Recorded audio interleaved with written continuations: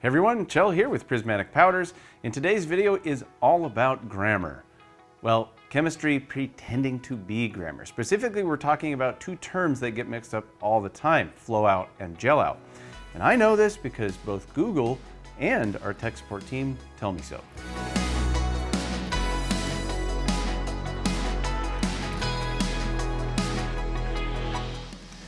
These are two phases of the curing process, but confusing them is a little like confusing preheat the oven with dinner's ready. They're related, but one happens quite a bit before the other. And knowing the difference matters because these terms show up on technical data sheets and application guides, and if you misunderstand them, you can end up following the instructions perfectly, but at the wrong time. So let's clear it up. Flow out comes first. This is when the powder changes from that dry powder into a liquid film. It melts, it flows, it levels itself across the surface, creating that glossy, wet appearance. That's flow out. Gel out comes next, and as the coating continues to heat up, the chemistry starts doing what chemistry does.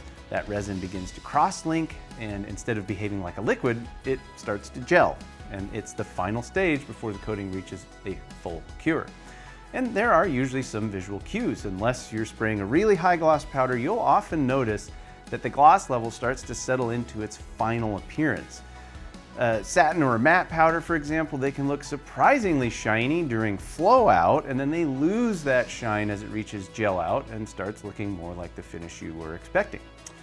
Now, why does any of this matter? Well, let's use one of our illusion powders, for example. The technical data sheet says to remove one part 2 minutes after flow out, and that's not going to be the same thing as removing 2 minutes after gel out. In fact, if you do one versus the other, you're going to get very different looks. Now, it's one of those tiny details that sounds overly technical right up until it changes the final result. Who knew that powder coating would turn into a chemistry class? Anyways, I hope that this clears up the difference between flow out and gel out. Thanks for watching, and we'll see you in the next one.